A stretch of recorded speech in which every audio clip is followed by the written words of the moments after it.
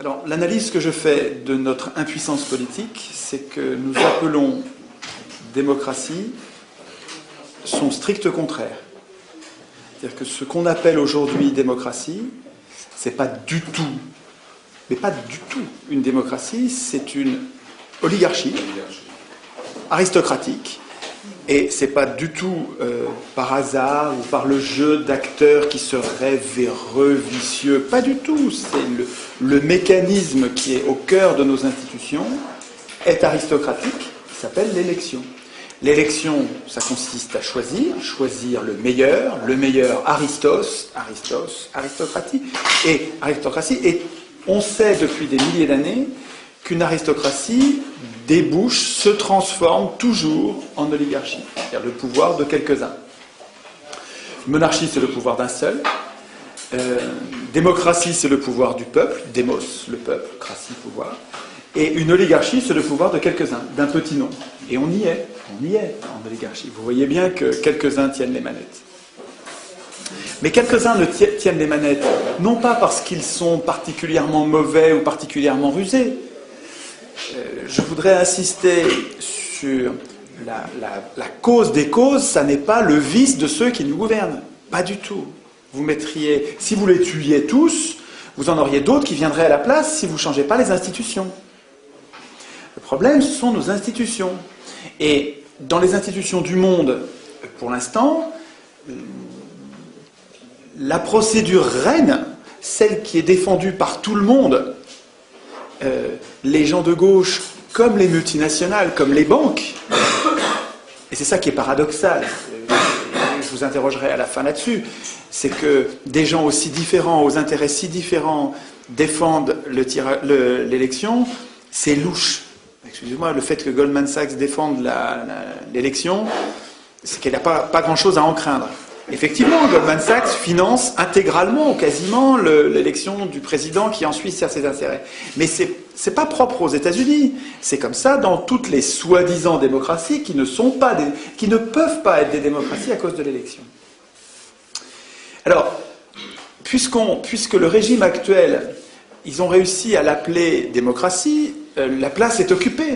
Et on n'arrive pas à désigner l'ennemi, puisqu'on nomme le régime qui nous pose problème du nom de ce qui réglerait le problème. C'est-à-dire qu'on appelle démocratie le problème.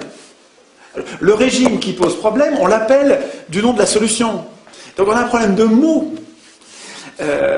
Alors d'où ça vient ça? Et c'était un complot? Pas du tout. Pas du tout. D'abord, quand ceux qui ont conçu le régime actuel, ça s'est passé fin du XVIIIe. Ça s'est passé en Grande-Bretagne, puis ça s'est passé aux États-Unis, puis ça s'est passé en France en 1789. Mais en gros, fin du XVIIIe, se sont mis en place des institutions qu'on appelle, et qu'ils ont appelées, ils n'ont pas du tout appelé démocratie, ils savaient très bien ce qu'était la démocratie, ils connaissaient le monde athénien, ils étaient très cultivés, c'était des hellénistes, ils connaissaient le monde grec, mais ils n'en voulaient pas du tout.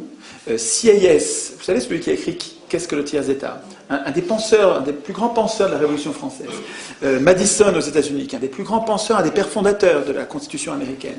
Ces gens-là n'avaient pas du tout en tête de fabriquer une démocratie. Pas du tout. Ils n'en voulaient pas de la démocratie. Pour eux, c'était l'anarchie, c'était la populace. Ils étaient élitistes. Ils disaient le peuple n'est pas capable de gérer ses affaires. Les fondateurs des institutions de nos gouvernements, qui s'appelle le gouvernement représentatif. Gouvernement représentatif, pas du tout la démocratie. Ces gens-là pensaient honnêtement. C'était pas des affreux, puisqu'ils nous sortaient de l'Ancien Régime, qui était un régime pire, mais ils ne voulaient pas du tout de la démocratie. Et quand on parlait de démocratie, c'était presque une insulte, c'était péjoratif, c'était pas un mot positif, c'était pas ce que c'est devenu après. Alors c'est par un retournement de vocabulaire, c'est par une ruse de l'histoire, qu'au début du XIXe siècle, le mot démocratie s'est mis à désigner ce régime. Par exemple, quand Tocqueville a écrit de la démocratie en Amérique, il ne parlait pas du tout de la démocratie, c'était pas une démocratie, mais c'est un livre qui a été un best-seller immense de la démocratie en Amérique. Et il n'est pas le seul. Plusieurs auteurs, progressivement, se sont mis à appeler démocratie Parce que vous allez voir qu'il y a des points communs. Il y a un point commun qui est l'égalité. On va voir quand on va parler de la démocratie athénienne que le cœur du cœur de l'objectif central de la démocratie athénienne, c'était l'égalité. Mais l'égalité qui était revendiquée par les Athéniens, c'était l'égalité politique réelle. Alors que l'égalité du gouvernement représentatif, elle est formelle. Elle est complètement factice, en fait. Elle n'est pas réelle. Vous voyez bien que notre égalité, elle est sur des détails, elle n'est pas sur l'essentiel. En tout cas, jouant sur l'égalité, prenant en compte l'égalité comme point commun, les auteurs politiques se sont mis progressivement à parler de démocratie. Et tout le monde s'y est mis. Et vous voyez bien que les élus y ont trouvé leur compte, puisqu'ils appelaient démocratie un régime qui leur permettait de se faire élire et donc d'avoir le pouvoir. Les élus, c'est des notables. Ce n'étaient pas les ouvriers, les élus. Donc, ça s'est fait, non pas, c'est pas un complot, mais ça s'est fait parce que les gens y avaient un intérêt. Les gens au pouvoir avaient un intérêt. Tocqueville disait, c'est quand même gros, quoi. Hein. Tocqueville, donc l'icône du libéralisme, disait, je ne crains pas le suffrage universel. Les gens voteront comme on leur dira. Il savait déjà, 1835, il savait déjà, début du 19e, tout début de l'élection, il savait très bien, on renverserait personne, on ne mettrait jamais des pauvres au pouvoir avec l'élection. Jamais. Ils le savent très bien depuis le début. Et ça leur va très bien qu'on appelle ça démocratie, parce que démocratie, ça paraît une espèce l'idéal démos, kratos, le pouvoir du peuple. Ouais, c'est bien, c'est nous, on va moins se faire enfumer si c'est nous qui dirigeons.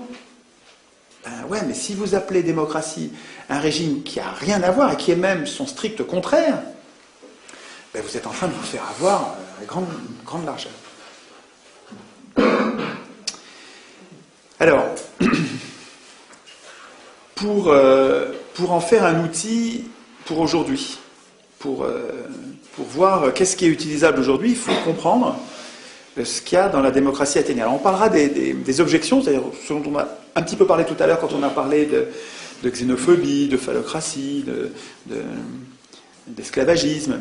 J'en parlerai quand on verra les objections. Mais je voudrais d'abord vous montrer le cœur nucléaire d'une vraie démocratie, de la démocratie athénienne, avec le transparent que je vous ai préparé. C'est un schéma que j'ai fait pour ces conférences. Je l'avais fait d'abord à la main, puis en fait là, pour vous, c'est une première. Je l'ai fait sur machine. Alors, l'inconvénient du fait qu'il soit fait sur machine, c'est qu'il est tout prêt.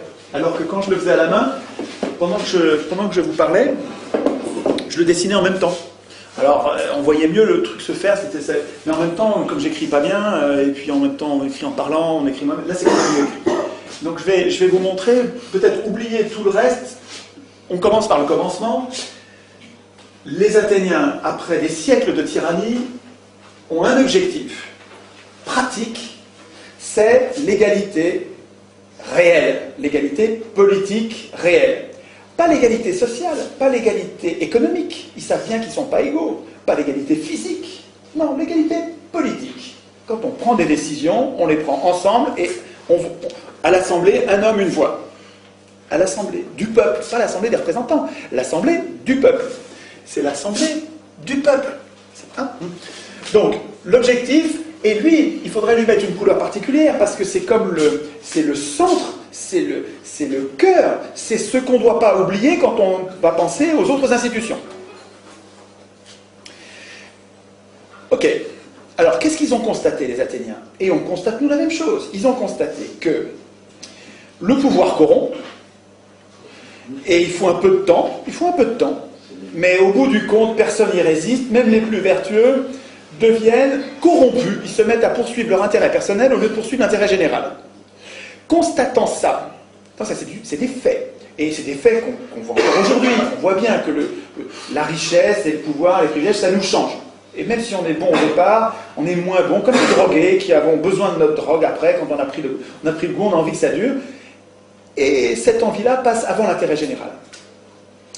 Prenant acte de ça, ce que ne fait pas l'élection, prenant acte de ça, les Athéniens ont défini des sous-objectifs qu'il faut bien comprendre comme au cœur et indispensables.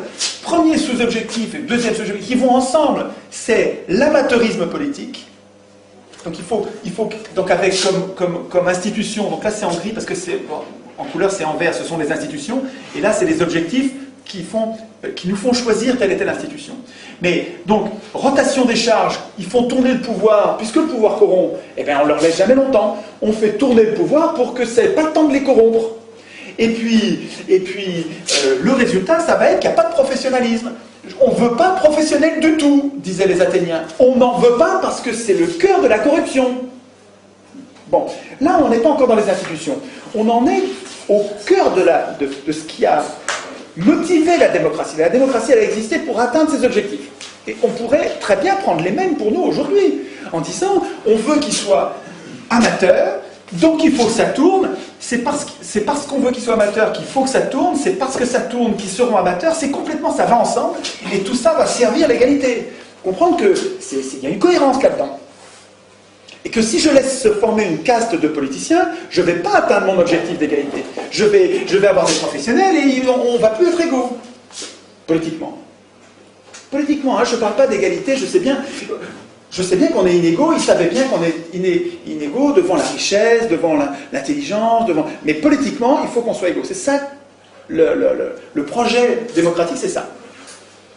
Bon, ce qu'il faut comprendre, c'est que ces deux sous-objectifs, on n'en est pas encore à des institutions, si peut-être sur les mandats courts et non renouvelables, mais les mandats courts et non renouvelables, c'est pas gérable avec l'élection.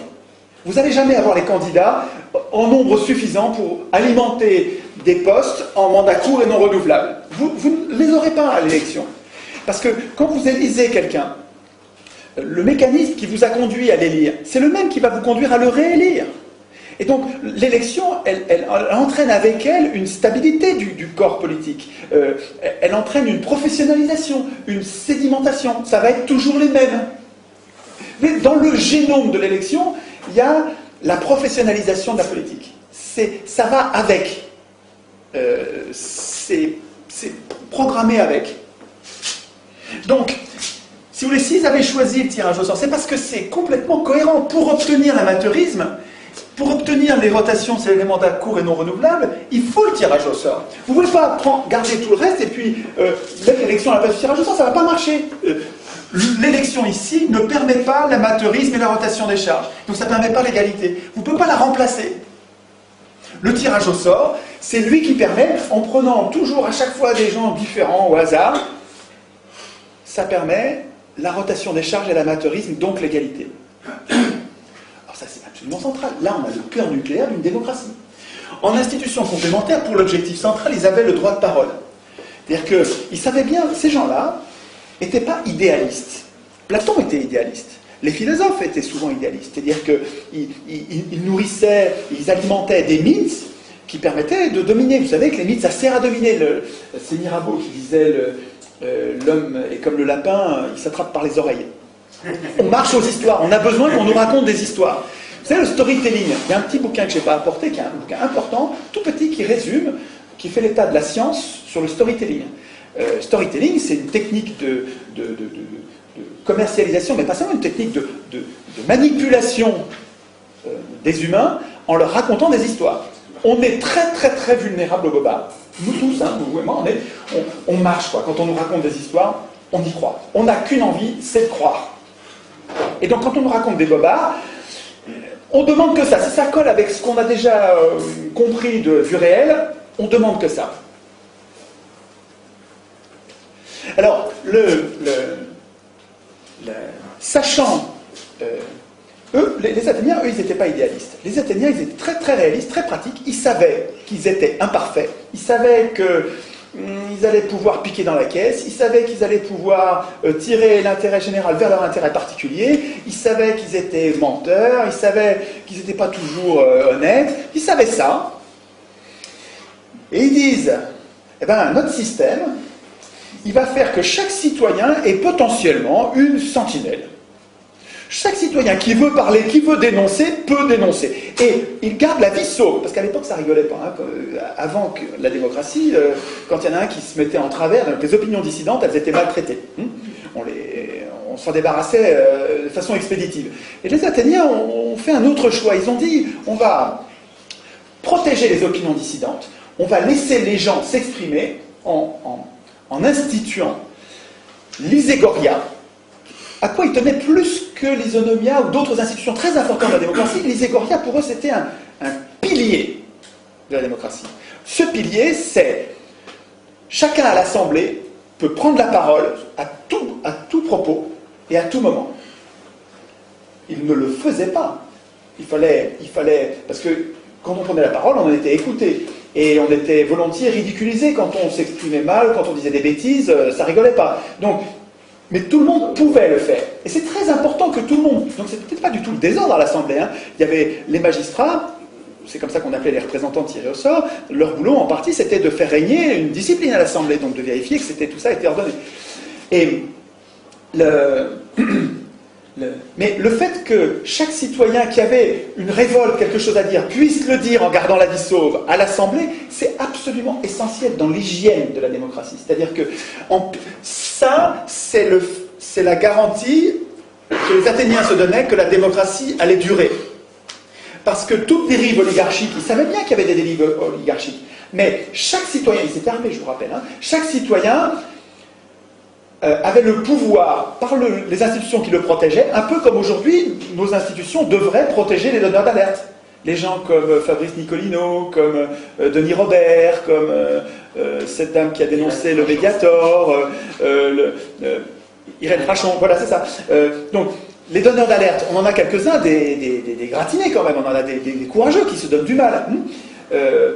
Il faudrait que les institutions les protègent particulièrement, un peu comme le droit du travail, protège particulièrement les délégués syndicaux ou les délégués du personnel. Bon, les institutions athéniennes garantissaient à chacun ce droit de parole. Ça s'appelle les égorias, c'est une institution essentielle. Et ça rendait les citoyens actifs. Le fait, quand vous donnez la parole aux gens et quand vous tenez compte de leurs paroles, mais les gens, ils se donnent du mal. Au contraire, quand vous avez des institutions qui font comme si ce que vous disiez n'avait aucune influence, ben ça dissuade les gens de se donner du mal. On se plaint aujourd'hui de citoyens passifs, mais les institutions rendent passifs. À quoi bon être actif, puisque de toute façon, ça ne changera rien.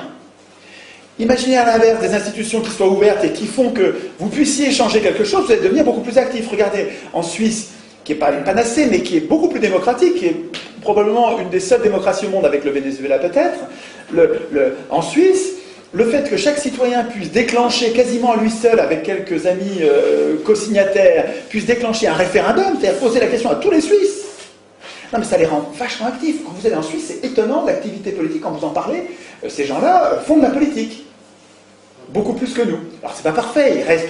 Les Athéniens eux-mêmes se plaignaient de la passivité, hein, on n'est jamais content, on voudrait toujours que ce soit... Mais enfin, c'est quand même... La cité d'Athènes, c'est dans l'histoire des hommes, de ce qu'on connaît, c'est la plus grande activité politique qu'on ait jamais connue. Des institutions ouvertes font des citoyens actifs. Donc, et ces citoyens actifs alimentent l'amateurisme, rendent possible l'amateurisme. Et c'est parce qu'il y a un amateurisme que vous les rendez actifs aussi, parce qu'il y a une chance, chacun avait une chance d'être tiré au sort.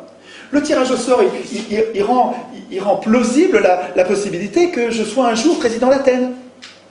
Un citoyen sur 4, le président d'Athènes était désigné au sort tous les jours. Tous les jours, tiré au sort.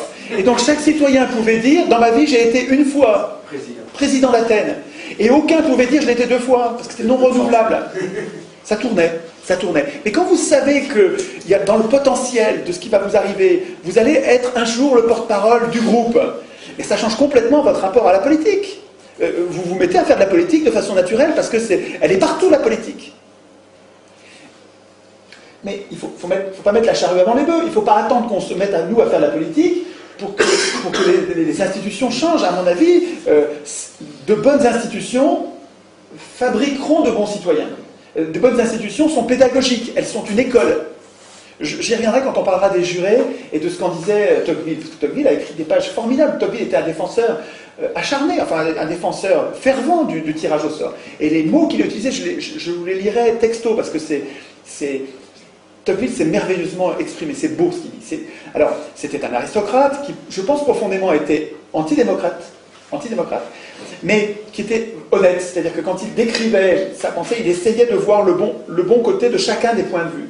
Et c'est ça qui fait que Tocqueville est aimé par tout le monde, parce que tout le monde arrive à trouver ce qu'il veut dans Tocqueville, c'est que Tocqueville ne montre pas vraiment ce qu'il pense, Il y a d'ailleurs une lettre de son frère, on a la correspondance de Tocqueville avec son frère, et Tocqueville faisait lire les chapitres de la démocratie en Amérique au fur et à mesure où il l'écrivait.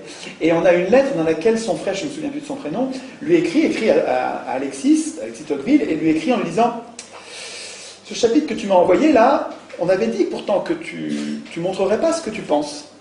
Et là, j'ai vu ce que tu penses. Je l'ai vu. Il faut que tu le réécrives. » Et donc il réécrivait, il pesait ce qu'il écrivait pour qu'on ne voit pas ce qu'il pense, et ça donnait à son écriture une force qui est extrêmement séduisante, parce que il montre les qualités de la démocratie, enfin de ce qu'il appelle la démocratie, parce que c'est pas du tout une démocratie, je le rappelle, hein, mais enfin bon, c'est plus commode de l'appeler comme ça. Il décrit le régime américain avec ses forces et ses faiblesses, avec une honnêteté qui est utile pour nous aujourd'hui. Parce que c'est vrai que le régime représentatif tel qu'on le vit, il a des travers qui nous conduisent à la dictature, une dictature douce que décrit Tocqueville et qui est celle qu'on vit en ce moment. Donc Tocqueville, malgré le fait qu'il soit antidémocrate, on y trouve des choses formidables. Et les passages sur le tirage au sort sont une pure merveille, on verra ça tout à l'heure. Donc, si vous voulez, le cœur nucléaire de la démocratie, c'est ça là. C'est l'objectif, les sous-objectifs et la procédure qui rend possible ces sous-objectifs. Si vous changez quelque chose là-dedans, vous perdez la démocratie, quoi. Alors, ils avaient peur du tirage au sort comme nous. Pareil, la même peur. C'était les mêmes humains. Et ils réfléchissaient bien, ils n'étaient pas loin d'être bêtes, c'est pas parce que c'était il y a 2500 ans, ils réfléchissaient exactement comme vous aujourd'hui, pareil. Peut-être plus parce qu'ils faisaient plus de politique. Et donc ils avaient peur de tirer au sort des abrutis. Alors d'abord, ils ne donnaient pas le pouvoir au tiré au sort. Le tiré au sort, c'était pas celui qui décidait. Celui qui décidait, c'était l'Assemblée. C'est pas les représentants, c'est l'Assemblée. Donc il faut pas imaginer qu'on remplace l'élection par le tirage au sort et puis on laisse le pouvoir comme le pouvoir aux élus. Pas du tout, ça marche pas comme ça. Il faut comprendre, la démocratie, c'est autre chose que notre système actuel. Alors il y a des points communs, puisqu'on prend des décisions collectives, il faut qu'on évalue les décisions collectives, il faut qu'on exécute les décisions collectives, il faut qu'on procède au jugement des conflits entre particuliers. Donc il y a des tas de points communs. Il faut qu'on atteigne des objectifs comparables, mais l'équilibre, la philosophie des institutions, il faut comprendre qu'elle change complètement.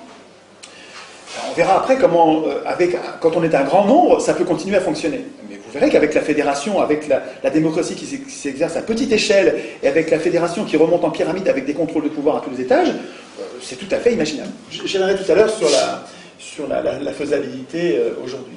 Mais donc, je vous en parlais tout à l'heure avant qu'on fasse cette deuxième partie.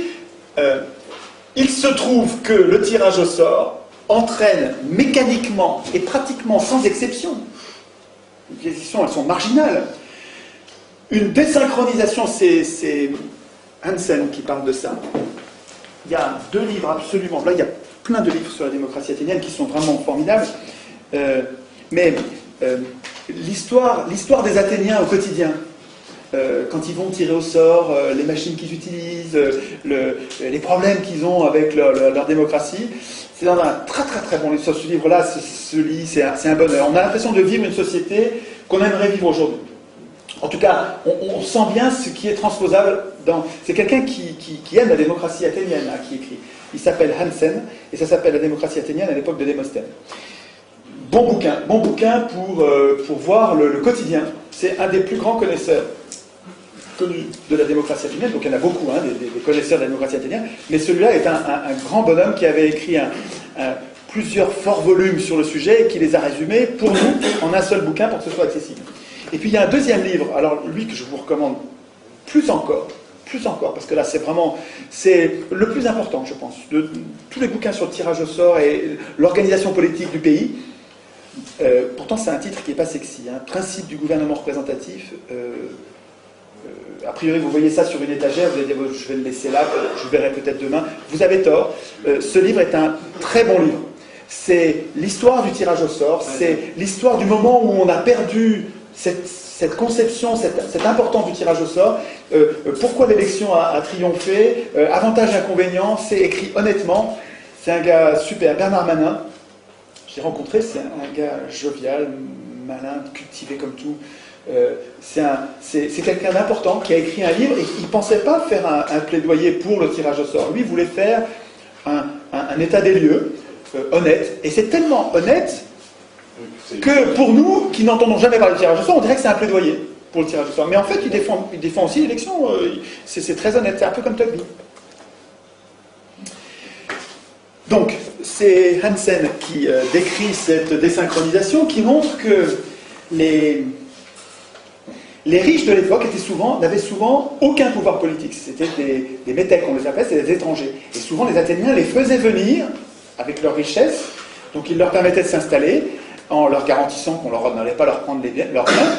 Et finalement, les riches, là, ces métèques, faisaient leurs affaires, ils vivaient très confortablement, ils s'étaient très bien installés, ils n'avaient aucun pouvoir politique, mais manifestement, pendant 200 ans, ça ne les a pas empêchés de prospérer. Et Athènes était une cité très prospère. Alors, je dis pas, je sais qu'elle était colonialiste, qu'elle était guerrière, qu'elle faisait des expéditions, comme tous les peuples de l'époque. Je ne dis pas qu'il faut vivre comme les Athéniens, je dis juste que, par rapport aux autres cités de l'époque, c'était une cité d'une remarquable stabilité, d'une grande prospérité, avec une activité politique intense, et surtout, moi ce qui me paraît transposable aujourd'hui, et le germe qui m'intéresse, Castoriadis, un philosophe immense, disait que Athènes, c'est pas un modèle, parce qu'il y a tas de choses qu'on ne veut pas de la société athénienne, mais c'est un germe. Et il me semble que le germe, il est là, ce truc-là, ce truc-là qui fait que les riches ne dirigent jamais. Ça vous fait pas quelque chose, ça, et que les pauvres dirigent toujours. Ah ben, bon sang, ah ben, quand même. C'est quand même une grosse différence. Enfin, c'est quoi? Oui, c'est un détail, on va passer à autre chose. Non, ben, attends, réfléchissez. Alors, bon, en tout cas,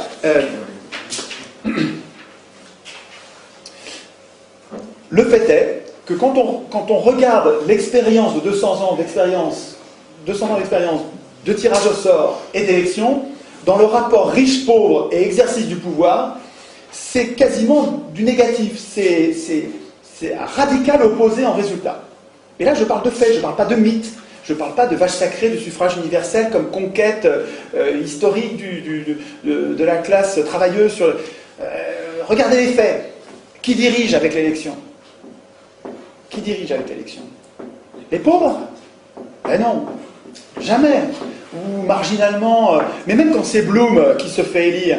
Vous savez que Blum, avant, Blum désigne un ministre des Finances, c'était Auriol. Il désigne son ministre des Finances. Et comme d'habitude dans la Troisième République, élection, comme d'habitude dans la Troisième République, le ministre des Finances, avant de prendre son portefeuille et de commencer à faire son métier de ministre, il va où? Il va à la Banque de France. Dans le bureau de la Banque de France, le patron de la Banque le gouverneur de la Banque de France, c'est en même temps le patron du comité des forges, donc c'est le patron du MEDEF de l'époque, c'est le même bonhomme. C'était privé à l'époque. C'était privé. Mais bien sûr, la Banque de France était privée, bien sûr, mais c'est complètement privé tout ça. Le ministre des Finances, avant de pouvoir être ministre des Finances, va promettre au gouverneur de la Banque de France, qui est en même temps patron du comité des forges, il va promettre quoi? Qu'il n'augmentera pas les salaires. C'est ça l'objectif. Et donc l'élection qui amène la gauche enfin au pouvoir, ben cette gauche, avant d'avoir le pouvoir, il faut qu'elle promette aux riches que le pire du pire est garanti pour nous. Donc l'élection, il faut comprendre que même quand on élit des gens qui, soi-disant, regardez, en 81, quoi, on élit Mitterrand. Moi je chantais, j'étais content. Mitterrand. Attends, combien de temps il a mis à nous trahir au dernier degré, à faire ce que jamais l'extrême droite aurait fait, jamais. Et c'est la gauche. C'est le résultat de l'élection. C'est lui qui a contribué le plus à la dette. Ben oui, à la dette, absolument. Il était à gauche de l'extrême droite. Il n'était même pas à gauche, il était à droite. Il était à droite, puis en fait, il nous enfume, tous ces gens-là nous enfument avec des mots, quoi, parce que je vous rappelle qu'on est très sensible au bobard. Aujourd'hui, l'histoire est révélée aussi avec Mitterrand, oui. L'Oréal et tout ça. Parce que c'est lié aussi à la Banque fédérale américaine à travers les nazis. Mais bon, ça, on en parlera un autre jour.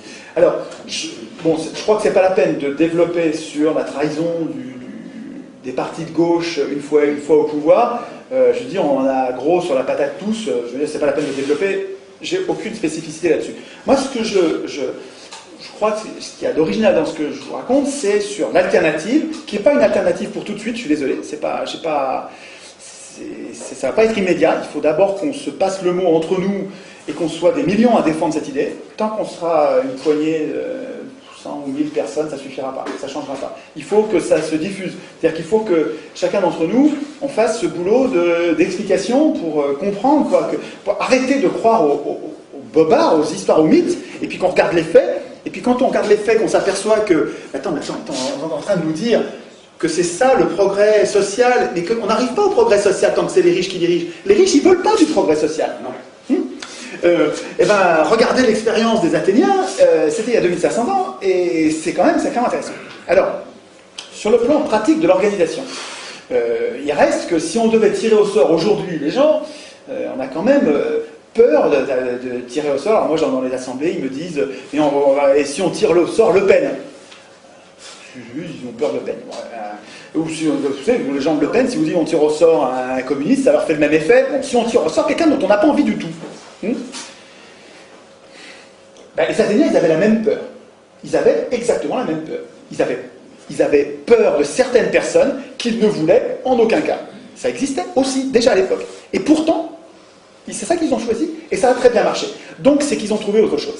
Alors, c'est cette partie-là dans laquelle j'ai regroupé une série d'institutions, donc elles sont toutes en vert. Vous trouvez ça sur le site, hein, vous le trouvez, et puis les commentaires, ce que je suis en train de vous dire, vous le trouvez aussi, y compris ce que j'aurais oublié, puisque là je parle en improvisant, mais je vais peut-être oublier un point ou deux, mais vous le retrouvez, il y a le texte, ce qui me semble être, en oubliant pas grand-chose, à dire en commentaire de ça. Donc c'est dans ces institutions-là que les Athéniens se sont protégés contre le tirage au sort, n'importe quoi. Alors, il faut comprendre que donc vous avez compris, c'est des mandats courts non renouvelables. Les mandats courts, c'était 6 mois, 1 an, rarement plus d'1 an, et non renouvelables. Non renouvelables dans la même fonction. C'est-à-dire que si j'ai été tiré au sort pour une fonction, je peux être tiré au sort pour une autre fonction, mais plus pour celle-là. En tout cas, il y avait des variations. En tout cas, ça c'était absolument essentiel. Je mets ça dans les institutions.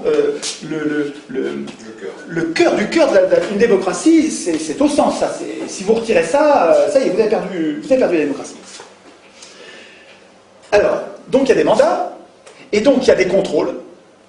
Et c'est ça qui est très important. Il faudra que je pense à dire ça au moment de la synthèse, parce que entre l'élection et le tirage au sort, le fond du fond, ce qui fait que c'est malin, c'est le fond du fond. Mais j'y viendrai après. Donc, le mandat est l'objet de plein de contrôles, des contrôles avant, des contrôles pendant, des contrôles à la fin du mandat et des contrôles après le mandat. Donc les contrôles, ils en avaient tout le temps. Il faut comprendre que le tir au sort, ils avaient peur. Ce n'est pas la même chose que les élus aujourd'hui. Je ne sais pas si vous voyez la différence. Les tirs au sort, ils avaient le sens d'une responsabilité, d'un devoir. Ils ne venaient pas se goinfrer en étant impunis de tout, irresponsables. Ça n'a rien à voir. Donc, alors, avant le mandat, qu'est-ce qu'il y avait comme contrôle pour éviter de tirer au sort n'importe qui? Il y avait le volontariat, c'est-à-dire que n'étaient tirés au sort que ceux qui se présentaient le matin à l'Assemblée, donc ils étaient signés à peu près en gros à l'Assemblée, ça variable suivant les époques, mais en gros, et il y en avait en gros 2000 qui se présentaient pour le tirage au sort de la journée. Alors il y avait une machine, un clérothérion. Sur le site, vous trouverez le fonctionnement. Il y a un très bon bouquin de Saint-Omer, Le pouvoir au peuple. Un bouquin vraiment, vraiment très, très intéressant qui montre toutes les expériences actuelles et passées, mais il y en a beaucoup d'actuelles de tirage au sort dans les institutions du monde. Et donc c'est un florilège d'expériences avec les échecs, les réussites, c'est assez enthousiasmant, parce que là vous apercevez que c'est pas que théorique, ça marche, il y a des tas de gens qui le pratiquent. Pourquoi je parlais de ça? Je parlais du clérothérion, parce que là-dedans il y a un chapitre, son chapitre 2, dans lequel il explique le fonctionnement du clérothérion. Et qu'il explique que tous les matins, les boules blanches, les boules noires, c'est marrant à voir, c'était très matériel, tout le monde pouvait vérifier, un peu comme nous dans les bureaux de vote, vous pouvez y aller, vous avez intérêt à y aller pour vérifier que tout se passe bien. Là c'est pareil, le clérothérion, la machine à tirer au sort, tout le monde pouvait regarder, puis c'est assez rustique, donc c'est difficile de tricher, c'est pas un ordinateur. Le coût des machines à voter par ordinateur, sont les armes quoi, pour le casser, ou on y va avec une hache, quoi, hein, parce que là c'est évident qu'on va se faire enfumer. Quoi. Les machines à voter, il ne faut pas accepter les machines à voter, c'est évident. Mais on s'est fait enfumer déjà. C'est déjà le cas, c'est fou qu'on les fait. En tout cas, le matin, il y avait du volontariat. Alors ce que soulignait Montesquieu, c'est que cette institution du volontariat, ça on pourrait discuter sur le forum de mon site, on discute sur le fait de savoir est-ce qu'on tire au sort parmi des volontaires ou est-ce qu'on tire au sort parmi tout le monde et on leur permet de refuser, ce qui fait qu'on ne retient que les volontaires, mais volontaire ça n'a pas le même sens, suivant qu'ils soient volontaires avant ou qu'ils veuillent bien après. Parce que celui qui veut avant, c'est quelqu'un qui veut le pouvoir. Alors en fait, quand c'est quotidien et que ça tourne comme ça, et que c'est mandat court non renouvelable, on ne peut pas dire ça comme ça.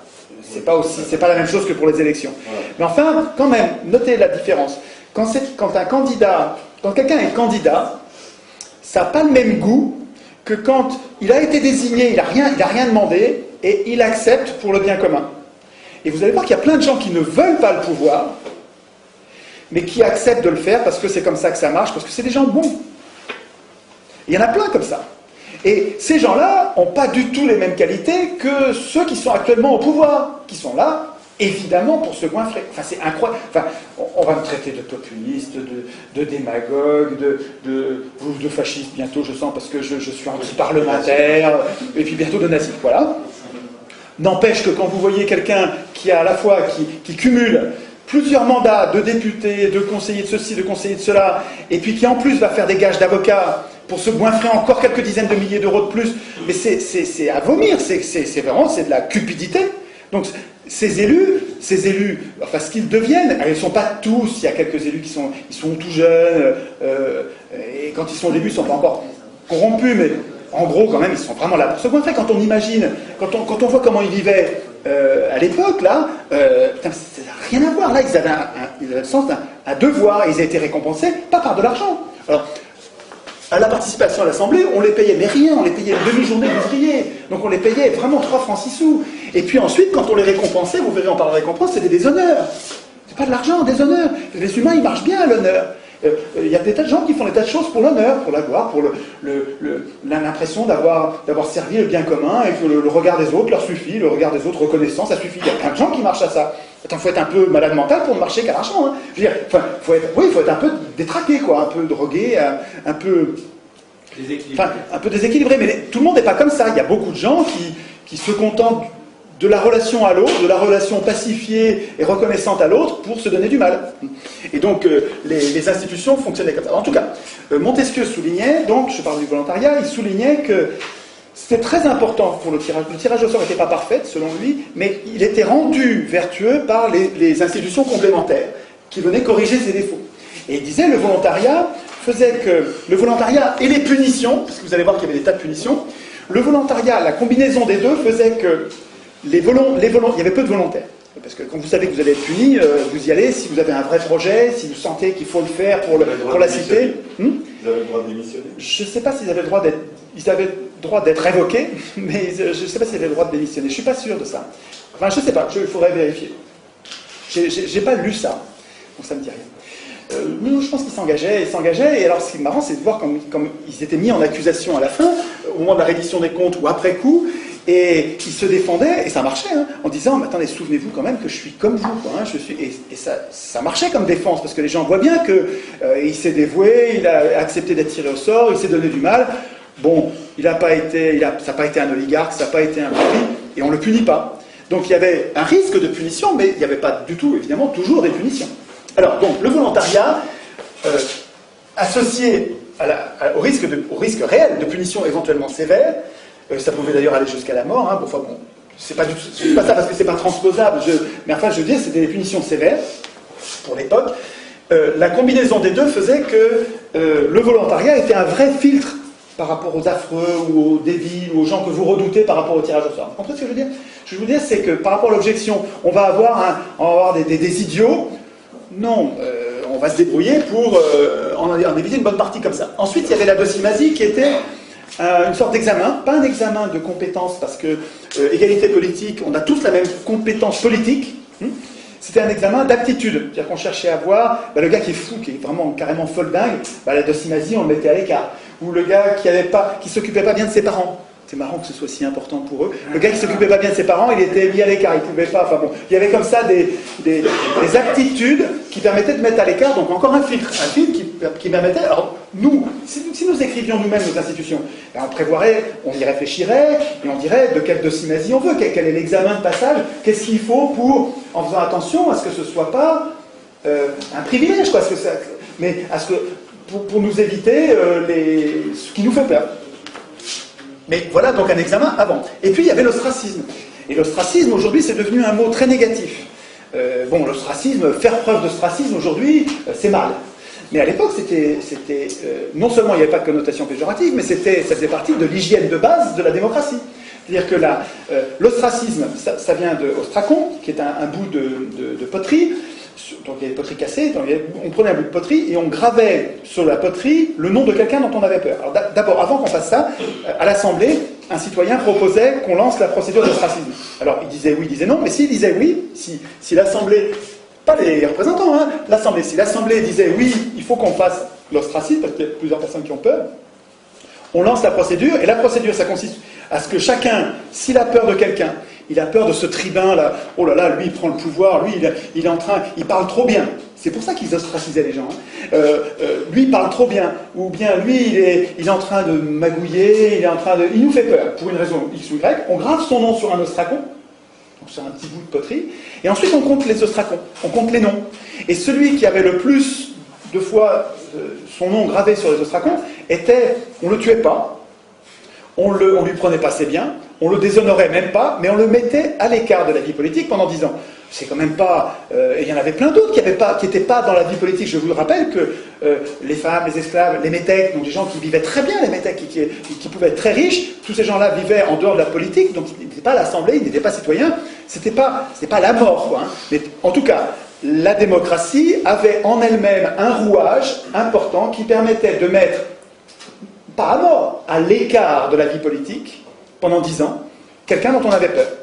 Donc, rendez-vous compte encore que c'est quelque chose qui nous manque aujourd'hui. Aujourd'hui, quand on vous présente deux candidats, prenez l'exemple que vous voulez dans le passé récent de votre pays, vous avez deux candidats qui vous paraissent deux affreux. Qu'est-ce que vous faites ? Vous êtes coincé, vous avez le choix entre la peste et le choléra. Vous n'avez même pas le vote blanc qui vous permet de dire « mais je veux qu'ils rentrent tous les deux chez eux ». On pourrait avoir un vote blanc qui dirait... Le sens politique du vote blanc, c'est je veux d'aucun de ces gens-là. Ou la question que vous me posez, elle est débile, je ne veux pas de cette question. Le vote blanc, il sert à dire rentrez chez vous avec votre question, ou rentrez chez vous les candidats et mettez-moi d'autres candidats. Et pourtant, le vote blanc, il est interprété comme valant, comme nul, et il est mélangé avec les nuls et jeté à la poubelle. C'est révoltant. Mais pourquoi ? Qui a écrit ces règles ? Qui a écrit les règles qui mélangent le vote blanc avec les votes nuls ? C'est des élus. Mais c'est normal qu'ils écrivent ça. On peut presque pas leur en vouloir. C'est notre faute d'avoir laissé les élus écrire la Constitution. C'est juste notre faute. J'insiste, hein, c'est votre faute à vous, chacun, et puis à moi, hein, parce qu'on les laisse faire. On ne devrait pas laisser les élus écrire la Constitution. Sinon, ils n'écrivent pas le respect du vote blanc, ils n'écrivent pas le référendum d'initiative populaire, ils n'écrivent pas les mandats courts et non renouvelables, évidemment, ils n'écrivent pas une chambre sur deux tirée au sort au moins, voire deux chambres tirées au sort, ils n'écrivent pas les jurés citoyens, ils n'écrivent pas toutes les institutions dont on a besoin. Bon, là j'anticipe sur la fin, mais en fait elle soigne de partout. C'est pas aux hommes au pouvoir d'écrire les règles du pouvoir, c'est pas aux politiciens de métier, c'est pas aux hommes de parti d'écrire les règles du pouvoir. Même si c'est le parti que vous aimez bien. Comprenez, prenez du recul. Si vous êtes d'un parti, vous pouvez évidemment, puisqu'on n'a que ça pour se bagarrer, donc je ne vais pas vous faire le reproche d'être dans un parti, mais ce qu'il faut comprendre, c'est que, quel que soit votre parti, il faut que vous compreniez que si vous aspirez au pouvoir, ben, votre honneur, c'est de ne pas écrire la Constitution. Et si en même temps vous aspirez au pouvoir, et en même temps vous voulez écrire la Constitution, ben, vous êtes déjà dans une dérive oligarchique, vous êtes en train déjà d'être un voleur de pouvoir. Vous êtes en train de vous préparer à être juge et parti, d'écrire des règles pour vous-même et d'enfumer tous les autres. Ce qui s'est passé avec la Constitution européenne. Européenne, évidemment. Européenne, française, De Gaulle qui écrit pour lui-même. Oui, non, mais les exemples, ils sont tous. Tu prends toutes les constitutions du monde, à part celle du Venezuela. Et à part celle-là, évidemment, qui a été écrite par Solon, Clisthène, Solon est parti après avoir écrit les règles, il est parti pendant 10 ans. Donc il n'a pas écrit les règles pour lui-même, comme par hasard. Il a écrit une démocratie. La suite. Alors la suite. Oui, parce qu'il faut que Alors, ça c'est des contrôles avant. Contrôle pendant, facile à comprendre. les tirés au sort étaient révocables. Si on s'aperçoit qu'un tiré au sort se met à défaillir, à pas faire son boulot comme il faut en cours de mandat, l'Assemblée peut à tout moment le révoquer. Bon, voilà, ça vous rassure pas ça? Attends, est-ce que vous avez ça avec les élus? Non. Eh ben voilà, quand même. Donc, mais ça va avec, hein. Tous ces contrôles-là, ça va avec. Je reviendrai après en prenant du recul. Le point commun de tout ça, c'est qu'on assume que les gens ne sont pas bons.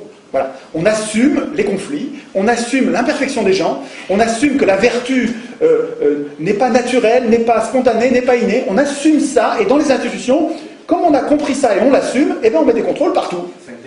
Et donc après ça, vous pouvez moins vous en occuper, j'y reviendrai tout à l'heure, mais vous verrez que finalement ce système-là il est beaucoup plus robuste pour les grandes structures, la grande taille. Si l'Europe était bâtie sur ce modèle-là, ben vous pourriez vous en désintéresser parce qu'il y a des contrôles partout. Alors que là, avec l'élection qui présuppose qu'ils sont... Alors on pourrait aussi s'en intéresser, on pourrait faire les deux. Ce qu'il faut comprendre, c'est... On y verra, quand on parlera d'une objection qui consiste à dire oui, mais le tirage au sort ça valait parce qu'ils étaient petits, alors que l'élection on est plein. C'est juste le contraire. L'élection il faudrait qu'on soit petit, et le tirage au sort ça marcherait mieux si c'est dans un système de grande échelle. Donc je fais vite, la révocabilité c'est facile à comprendre. La reddition des comptes, le fait d'avoir à rendre des comptes à la fin. Vous imaginez si vos élus vous rendaient des comptes? Ils vous rendent des comptes et après ça, il a exercé le pouvoir pendant 1 an, et après ça, pendant 6 mois, voire quelquefois pendant 1 an, c'est vachement long la reddition des comptes, ça prenait un temps fou. D'ailleurs, il fallait des gens tirés au sort pour aller contrôler les tirs au sort, c'est d'autres tirés au sort, hein, ils se contrôlaient entre eux. Et donc, pendant 1 an, il fallait qu'ils expliquent pourquoi ils avaient fait ci, pourquoi ils avaient fait ça. Vous savez, c'est 1000 fois plus protecteur que notre système, ce truc-là. C'est 1000 fois plus protecteur. Vous me dites, et si on tirait au sort un tel qui est un affreux? Mais regardez tous les contrôles qu'il y a. Donc je vous dis, c'est pas le tirage au sort à la place de l'élection. On réfléchit, on n'est pas obligé de le faire bêtement. On peut le faire comme ils l'ont fait, c'est-à-dire en réfléchissant. C'est-à-dire qu'on fait le tirage au sort parce qu'on a un objectif qu'on veut atteindre, et comme on voit qu'il y a des inconvénients, on fait des institutions qui vont avec les inconvénients. Et alors ça, l'ensemble a une cohérence, et c'est bien plus malin que notre système. Bien plus malin pour l'intérêt général. Ah, c'est moins malin pour les banques. Mais pour l'intérêt général, c'est bien le système-là. Les banques, mais à un moment donné, il faut nous voir venir. Hein. Bon, tant pis. En tout cas, dernière institution complémentaire du tirage au sort qui fait qu'il n'y a pas à avoir peur des affreux, c'est que même après coup, même après le mandat, si on s'apercevait, mais attends, là, il y a un gars qui a amené l'Assemblée à aller envahir une autre île et on s'est pris une pâtée du diable. Donc le gars qui nous a amené à prendre cette décision, on va donc c'était les angéliques, c'était la possibilité de mettre en cause publiquement, donc d'accuser publiquement. Donc ça veut dire que n'importe qui devient potentiellement l'accusateur de quelqu'un qui a fait du tort à la démocratie. Alors peut-être qu'il faut le tempérer, ça. Hein, je vous donne juste c'était des pistes tout ça pour nous. Hein, et après ça, on verra. Peut-être qu'il faut limiter les contrôles, qu'il n'y en ait pas trop pour pas paralyser les gens. Hein, donc, en tout cas, dans les institutions athéniennes, ça rigolait pas. Après la fin du mandat, l'Assemblée pouvait changer de décision en disant non mais là ce qu'on a fait c'est une bêtise, on revient dessus. Ça s'appelait le graphé paranomon, une procédure qui permettait de revenir et de changer. C'est-à-dire que mais oui, exactement. La société athénienne avait bâti des institutions qui lui permettaient, comme n'importe quel être vivant, de prendre des décisions et de savoir que peut-être elle allait se tromper, et quand elle se trompait, de changer, de revenir en arrière. Ils ont fabriqué un corps capable comme n'importe quel vivant, comme n'importe quel être vivant, de corriger et de revenir en arrière, de s'adapter. C'est tellement plus malin. C'est tellement plus malin. Bon, en tout cas, tout ça est bien plus protecteur que nos systèmes actuels, et finalement, l'ensemble, compte tenu de ce résultat qui est quand même absolument décisif pour la prospérité et le bien commun, ça devrait se tester, quoi. Enfin, la deuxième partie de ce que j'ai à vous dire, c'est les objections et les réfutations. Alors, il y a 4 ou 5 objections courantes. Donc, la première objection, c'est mais on va mettre des affreux aux manettes avec votre système. On va mettre des salauds ou des abrutis, des affreux aux manettes. Pas du tout. D'abord, c'est pas aux manettes. Celui que vous tirez au sort, il va pas avoir les manettes. C'est pas les représentants qui exercent le pouvoir, c'est l'Assemblée. Donc les représentants, ils nous aident, ils font tout ce que l'Assemblée ne peut pas faire. Ils préparent l'ordre du jour, ils affichent l'ordre du jour, ils vérifient la discipline dans l'Assemblée, ils exécutent les décisions, ils procèdent au tirage au sort, ils vont s'occuper de la reddition des comptes et éventuellement des punitions. Ils font tout ce que l'Assemblée ne peut pas faire. Mais en fait, ils sont nos serviteurs. Ils ne sont pas nos maîtres. Avec l'élection, on choisit nos maîtres. Avec le tirage au sort, on dit mais non, mais on n'a pas de maître. C'est pas du tout pareil. Il ne s'agit pas juste d'une procédure à changer. C'est une démocratie, c'est autre chose que ce qu'on connaît. Ce qu'on connaît aujourd'hui, ça consiste à désigner nos maîtres. Qu'on appelle représentants. Et qui s'appellent nos représentants, mais pour mieux nous tromper, quoi. Enfin, vous voyez bien qu'ils nous trompent, quoi. Il n'y a pas besoin de faire un dessin. Bon. Donc, à l'objection, mais on va désigner les affreux, on va mettre des affreux aux manettes. D'abord, il faut répondre, on ne va pas les mettre aux manettes, c'est pas eux qui ont les manettes, les tirés au sort. Et deuxièmement, les affreux, il y a plein d'institutions pour les filtrer. Je ne reviens pas, hein, il y a plein d'institutions pour s'en débarrasser, les punir. Donc il n'y a rien à craindre là-dessus. Enfin, moi je trouve qu'il y a en tout cas beaucoup moins à craindre, parce que vous trouvez que l'élection, ça ne met pas en place les affreux. On dirait que ça les choisit. On dirait que les pires gouvernent. Mais d'ailleurs, Que des absolus. Je pense que ce livre-là, ça, je pense, moi je dois avoir 1500 ou 2000 bouquins à la maison, j'ai beaucoup de livres, je lis énormément. Mais si je devais garder un livre de tous les livres, ah là là, ça c'est une merveille. Les propos sur le pouvoir d'Alain, et tous les propos, mais les propos sur le pouvoir d'Alain, c'est un livre de chevet, c'est un truc, vous le relisez, c'est de l'intelligence, c'est très très très très très utile. C'est un vrai bon bouquin qu'on peut prendre à l'adolescence, et puis après ça, il vous suit toute votre vie, quoi. Propos sur le pouvoir, c'est génial. Alors, dans un des propos, une des pensées d'Alain, c'est, et vous allez voir, c'est 3 toutes petites phrases avec le sujet, verbe, complément, c'est très court, et il y a tout pour condamner l'élection. Pour condamner l'élection. Tant que j'avais pas trouvé le tirage au sort, je trouvais que il y avait de quoi se foutre une balle, cette phrase-là, parce que c'était trop vrai, et c'était un piège, on ne pouvait pas en sortir. Mais avec le tirage au sort, alors, qu'est-ce que c'est? Qu'est-ce qu'il disait, Alain? Il disait, les gens bons ne se soucient pas de gouverner. C'est une façon en vieux français de dire, ils ne veulent pas gouverner. Les gens bons n'ont pas envie de gouverner. Tout est là. Autant dire que les pires gouverneront. C'est vrai que si vous avez un système de l'élection qui repose sur la candidature, et que les gens bons ne seront pas candidats, ben vous allez avoir que des affreux. Eh bien oui, les pires gouverneront, mais on y est. On y est. Regardez, vous avez Paulson au gouvernement des États-Unis. Vous avez Dick Cheney, vous avez Paulson, Dick Cheney, Rumsfeld, des diables. Tous, la crème de l'horreur. Obama n'est pas mieux. Exactement. C'est le bal des vampires. Et en France, vous avez Sarkozy, en Italie, vous avez Berlusconi, en Angleterre, vous avez Tony Blair, vous avez les pires. Des pires, Tout à l'heure, j'ai dit prostituées, mais il ne faut pas que je dise ça, parce que c'est pas gentil pour les prostituées. Il faut trouver un mot plus grave que ça, parce que les prostituées, nous, on est prostituées, nous aussi. Enfin, on fait pas exprès, hein. On est prostituées, on fait pas exprès. Non, c'est pire que... C'est des affreux, c'est bien, c'est un bon mot, les affreux. Les affreux, j'aime. Donc on va pas dire prostituées, parce que les prostituées sont nos amis, mais on va dire les affreux. Deuxième objection, et vous allez voir quand vous allez... Parce que vous allez... Si vous jouez le jeu que je vous propose, qui consiste à, si la graine germe dans votre tête, à aller vous-même en planter d'autres, parce que ça marchera que comme ça. Je vous dis, si nous sommes 40 à être convaincus de ça, puis qu'on en reste là, ça changera rien. Voilà, rien.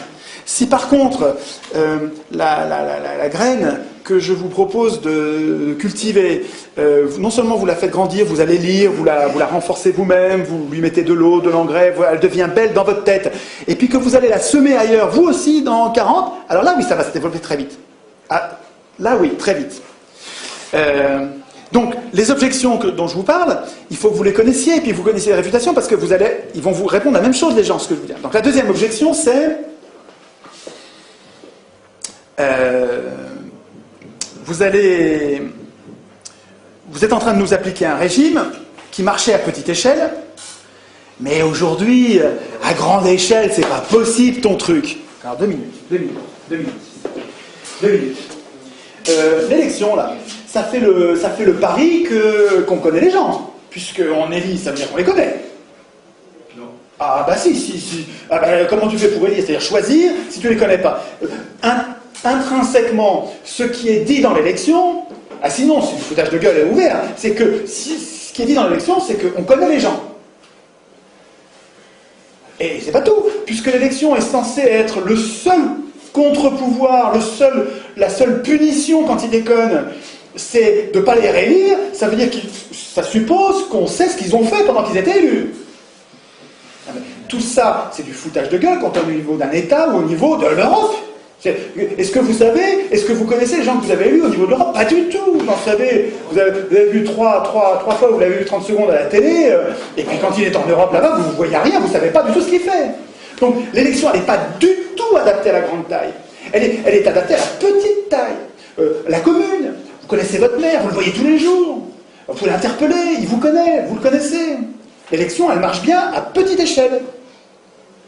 Et puis comme l'élection fait le choix, enfin elle fait le pari idéaliste, le pari non réaliste, que les gens sont vertueux, que les élus, comme par miracle, deviendraient des dieux qui sont capables de décider, ils sont compétents sur tous les sujets, le nucléaire, les OGM, tout ça ils sont compétents, et donc il n'y a pas de contrôle, parce que soi-disant les élus sont la représentation de la nation, et donc on leur fait confiance, et donc il n'y a pas de contrôle, mais tout ça est complètement contradictoire avec la grande taille. Je veux dire, un organisme de grande taille, il a besoin de ça. Il a besoin de ça. Il a besoin de plein de contrôle. Il a besoin d'avoir assumé que les gens ne sont pas bons naturellement. Et qu'il faut des contrôles partout. Ben oui, il faut des contrôles. Mais ils n'aiment pas ça. Mais tant pis, c'est pas eux qui décident. Ben, tant pis, c'est pas eux qui décident. Ah si, c'est eux qui décident, ils ne vont pas mettre de contrôle. Ben regardez, là aujourd'hui. Et c'est eux qui écrivent les constitutions. Et bien ils mettent des contrôles nulle part. C'est normal. C'est notre faute à nous, parce qu'on les laisse écrire les constitutions. C'est pas à eux d'écrire les constitutions. Donc, quand on vous dit, ouais, le tirage au sort, ça marchait quand ils étaient petits, sur une petite cité, et ça marchait pas dans le grand, c'est le contraire. Objection suivante que je repère, c'est on me dit, mais alors avec votre système, on va tout le temps changer d'avis, ça c'est jamais le même. Vous tirez au sort tous les jours le bonhomme, mais attendez, vous allez changer d'avis tous les jours. Comment allez-vous faire pour avoir une politique de long terme, avoir une espèce de vision d'avenir, tu vois, c'est ça qu'ils vous disent en disant le tirage au sort, vous allez avoir n'importe quoi, vous changez de bonhomme, vous changez de politique, vous allez gouverner en zigzag. D'abord, pourquoi pas gouverner en zigzag? Tout ce qui est vivant fonctionne comme ça. Vous prenez n'importe quel enfant qui apprend que ça brûle, ben, la prochaine fois il n'ira pas, il est en zigzag, oui, il y a été une fois, puis il n'ira pas une deuxième fois, et tout ce qui est vivant fonctionne comme ça. Pourquoi pas la société moderne avec une assemblée qui se tromperait et qui dirigerait en zigzag? Première parenthèse, mais surtout, cette objection qui consiste à dire on va changer tout le temps d'avis, c'est pas vrai, c'est pas les tirés au sort qui décident. C'est pas les tirés au sort qui décident, c'est l'Assemblée. Et l'Assemblée, elle est stable, c'est tout le temps le même peuple. L'Assemblée, les Athéniens n'avaient pas un problème de zigzag en décidant, c'était toujours les mêmes qui décidaient. Alors, ils étaient une trentaine de milliers et ils n'étaient que 6000 à l'Assemblée. Donc, ils n'y étaient pas tout le temps, hein, ils bossaient, et puis de temps en temps, ils allaient à l'Assemblée. Quand ça leur pétait, ils allaient à l'Assemblée. Donc, quand vous avez envie d'aller à l'Assemblée, vous y allez, puis quand c'est plein, vous reviendrez demain. Mais à l'Assemblée, il y avait en gros un corps de citoyens qui était... Vous savez, quand vous parlez à l'Assemblée des problèmes de la cité, est-ce qu'on va faire, est-ce qu'on va ouvrir une mine ceci, est-ce qu'on va faire un cela, qu'est-ce qu'on va faire de cette terre, sur ce marécage, est-ce qu'on va la sécher, pas la sécher. Enfin, quand vous discutez à l'Assemblée, vous-même, vous discutez des problèmes de la cité, ben, quand vous sortez de l'Assemblée, vous allez en parler autour de vous. Et en fait, toute la cité, elle est imprégnée en permanence des problèmes de la cité. C'est-à-dire que la délégation, elle est pas du tout impérative, c'est pas du tout une fatalité, le fait d'avoir abandonné votre pouvoir à des élus. C'est des élus qui ont décidé ça, c'est pas vous. Est-ce qu'un jour, vous avez dit, moi je tiens à l'élection et je renonce au tirage au sort? Vous saviez même pas que le tirage au sort existait. Je veux dire, ce sont des élus qui ont décidé qu'il fallait les élire. Donc c'est pas du tout une fatalité. Donc on changerait d'avis tout le temps, à mon avis c'est une objection qui ne tient pas la route. Objection suivante, vous allez forcément désigner des incompétents. Nous vivons dans un monde complexe. Écoutez mon vieux, on est à l'heure du nucléaire, c'est quand même la géostratégie mondiale, avec des choses quand même très très très compliquées. Vous allez désigner n'importe qui. Vous avez désigné des incompétents. C'est une blague. Vous trouvez que les élus sont compétents? Est-ce que vous savez combien de bombes atomiques ont été larguées dans l'atmosphère? Je dis bien dans l'atmosphère. Vous savez, Fukushima, c'est un peu des petites vapeurs. Mais là, je vous parle de bombes atomiques. Non, je dis des petites vapeurs par rapport... Est-ce que vous savez ce que c'est qu'une bombe atomique? Dans l'atmosphère. Je vous dis, vous voyez le bordel radioactif que c'est. Alors, c'est une bombe atomique. Vous savez combien ils en ont acheté depuis 1945? Les élus, là, les responsables, les compétents, les gens... Non, on ne va pas désigner n'importe qui, on va désigner des gens qui sont capables de faire des choses compétentes, des choses raisonnables. Combien de bombes atomiques? Plus de 2000. 2000 bombes atomiques dans l'atmosphère, et sous terre, et dans la mer. Directement, là. Il y a une animation, il y a un artiste qui a fait donc une recension de toutes les explosions, avec leurs dates, et qui a fait une petite vidéo qui dure...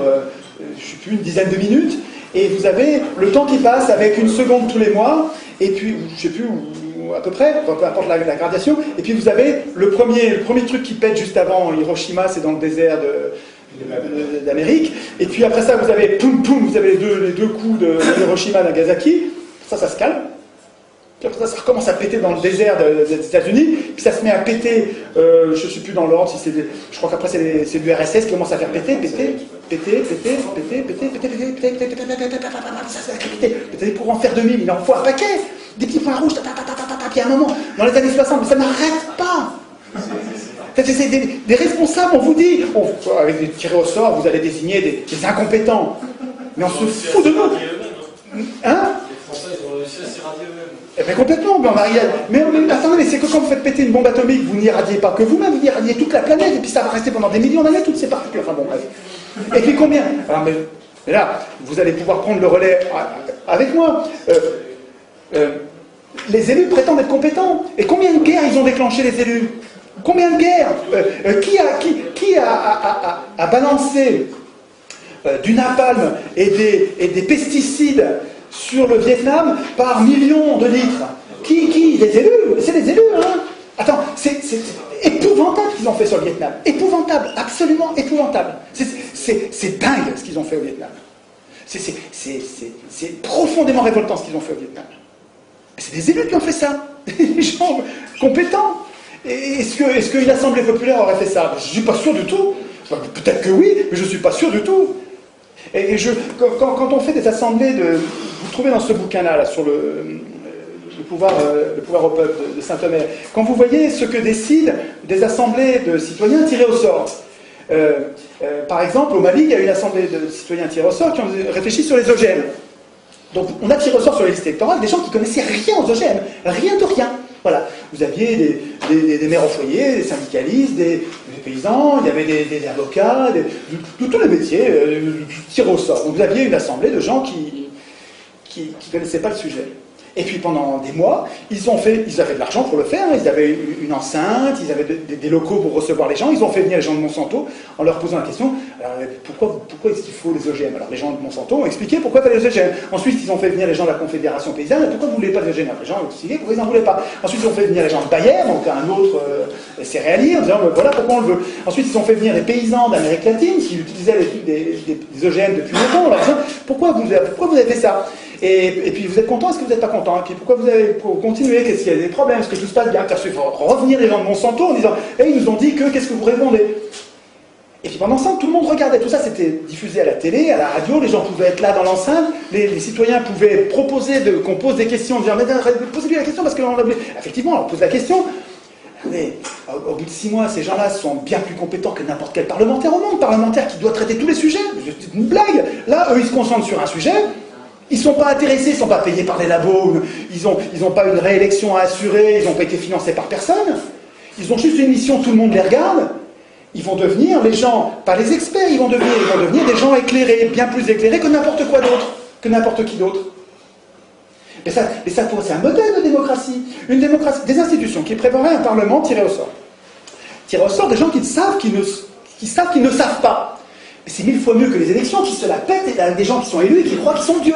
Là, vous avez des gens qui sont tirés au sort, ils savent qu'ils ne savent pas, qu'est-ce qu'ils font? Sur chaque sujet de société, au lieu de décider eux à la place des autres, eux qui sont tirés au sort et qui savent que demain ils vont revenir dans la population normale. Et ces gens-là, les institutions vont les aider, vont les inciter à désigner une autre assemblée tirée au sort qui, elle, va être spécialisée sur le problème qui leur est soumis, et en fonction du rapport que va faire l'assemblée spécialisée, ils vont décider de telle ou telle loi. Et éventuellement, s'il y a un doute, eh ben, on fait un référendum. C'est-à-dire que tous les gens décident par référendum. Là, ça n'a pas le même goût. Vous comprenez ça? Alors finalement, sur l'assemblée des OGM, l'assemblée du Mali, là, elle a décidé qu'à l'unanimité, ça c'est parlant, à l'unanimité, c'est plutôt non. Plutôt non, parce qu'on n'a pas compris à quoi ça sert, on n'est pas sûr que ça va être bien, et on n'a pas la preuve que c'est pas dangereux. Donc, non, à l'unanimité. Eh ben, je sais pas, moi je trouve ça plus parlant qu'une bande d'experts qui sont payés par les labos, très majoritairement les labos qui fabriquent les OGM. Je trouve que c'est évidemment mieux. Donc, cette histoire de compétences, c'est des conneries. Le parlementaire médecin qui vient d'être élu, ou le prof qui vient d'être élu, sur le nucléaire, il connaît rien. Sur le réchauffement climatique, il connaît rien. Ce qui va faire sa compétence, je ne dis pas qu'il ne va pas être compétent, il va être compétent quand il va se mettre à bosser sur un dossier. Il va devenir compétent. C'est son travail qui va le rendre compétent. Mais c'est pareil pour n'importe quel tiré au sort. Les tirés au sort, ils ne sont pas compétents parce qu'ils sont tirés au sort, parce qu'ils sont élus, ils sont compétents parce qu'ils bossent. Et c'est leur boulot qui va les rendre compétents. Donc, on désignerait forcément des incompétents. C'est des sottises. J'ai presque fini. Le modèle athénien était esclavagiste, phallocrate et xénophobe. Ça, alors là, je garde le meilleur pour la fin. Parce que c'est ça vous allez l'avoir. C'est-à-dire qu'on vous dit, mais attendez, l'élection, c'était la démocratie athénienne, c'était une oligarchie. Regardez, vous aviez une toute petite poignée de gens qui avaient le pouvoir, et tout le reste, c'était des esclaves, des femmes, des métèques, une toute petite poignée de gens. Attendez. À l'époque, sur Terre, c'est un anachronisme de les juger avec nos valeurs et nos valeurs d'aujourd'hui, alors qu'eux étaient à l'époque, alors que c'était impossible de ne pas être esclavagiste à l'époque. C'était très marginal, quoi. Quand vous avez tout le monde autour de vous, tout ce qui existe, c'est esclavagiste, vous êtes esclavagiste comme tout le monde, quoi. On disait, nous, on a des chiens et des chats. Voilà, c'est comme si on disait que nous, on mangeait des vaches. Attendez, le jour où ça va être décidé, le jour où l'humanité, et je crois que ça arrivera un jour, où on décidera que tuer un animal, c'est comme tuer un homme. Et que, en fait, on peut se nourrir avec de la nourriture artificielle, et qui a le même goût, c'est même bien meilleur. Attends, à chaque fois que tu manges ce pavé de bœuf artificiel, fait avec du pétrole, je m'en fous, n'importe quoi, c'est meilleur que la meilleure des côtes de bœuf que jamais personne n'a mangé quand il a mangé une côte de bœuf. Simplement, tu n'as plus besoin de tuer un animal. Une fois qu'on aura inventé la technologie nécessaire pour nous nourrir, en nous régalant, en nous donnant toutes les protéines, toutes les intrants, mais il n'y a plus besoin de tuer les animaux. Ce jour-là, ça pourra devenir un crime de tuer un animal, puis on n'aura plus besoin. Mais quand vous allez juger les gens d'aujourd'hui en disant ils tuaient les animaux, c'était une boucherie, c'était un génocide sans arrêt, regardez, c'est des camps de concentration. Regardez les batteries, les animaux en batterie qui se font assassiner, et bien avant d'être assassinés, ils se font torturer. Ils se bouffent entre eux, les cochons, dans les étables. Et quand on nous jugera, nous aujourd'hui, nos petits-enfants nous demanderont « Qu'est-ce que tu faisais, papy, pendant le génocide des animaux ?» Je les mangeais comme les autres. Et si vous voulez, l'esclavagisme à Athènes, c'est un peu ça. Je ne dis pas ça pour défendre l'esclavagisme, il ne faut pas être con. Je ne suis pas esclavagiste, je ne suis pas phallocrate, je ne dis pas qu'il ne faut pas que quand je vous demande de vous concentrer sur Athènes, je ne vous dis pas il faut être misogyne, on met les femmes. C'est évident que je ne dis pas ça. Vous comprenez ce que je veux dire, c'est pas. Et celui qui me fait ce procès-là, qui me dit mais vous êtes en train de défendre un régime esclavagiste et xénophobe, il me prend pour un abruti. Enfin, il me prend pour un salaud, il m'insulte, c'est incroyable ça. Moi j'ai du discernement. C'est-à-dire que oui, voilà, on ne va pas leur reprocher de ne pas voler en avion ou de ne pas porter des Nike à l'Athénien. Bon, en tout cas, ce que je veux dire, c'est que regardez-le, celui qui vous dit ça. Celui qui vous dit bah, la démocratie athénienne, vous êtes en train de nous défendre un régime qui était un régime d'esclavagistes. Vous me prenez vraiment pour un imbécile. Vous êtes en train de tout mélanger parce qu'il y a un truc qui vous gêne là-dedans, qui va vous foutre au chômage. Parce qu'en général, c'est les élus ou les sponsors d'élus qui vous disent ça. Bah, évidemment, c'est des gens qui vont tout perdre là, qui vont perdre leur pouvoir d'élu, et les riches qui vont perdre leur courroie de transmission d'élus qui sont à leur service. Ils vont tout perdre avec le tirage au sort. Donc ils ont intérêt à tout mélanger, ils mettent du caca, du truc dedans, c'est tout mélangé. Regardez comme c'est sale. Et vous dites, voilà, circuler, il n'y a rien à voir. Mais vous, enfin même il me semble, nous, notre intérêt, c'est d'avoir du discernement. Quand quelque chose est mal d'un côté, il n'est pas forcément tout mal. Je suis désolé, la politique partisane qui consiste à dire, moi j'ai une ligne politique, et tout ce qui n'est pas strictement conforme à ma ligne politique, c'est des ennemis. Pour moi, c'est une prison de la pensée. Je ne suis pas comme ça. C'est-à-dire que chaque individu ou chaque vie politique peut avoir commis des erreurs, peut présenter des imperfections, et puis à côté, il y a une perle géniale qui va me servir à construire le monde pacifié, la concorde d'aujourd'hui. Et à Athènes, je vous dis, si vous avez du discernement, regardez à Athènes.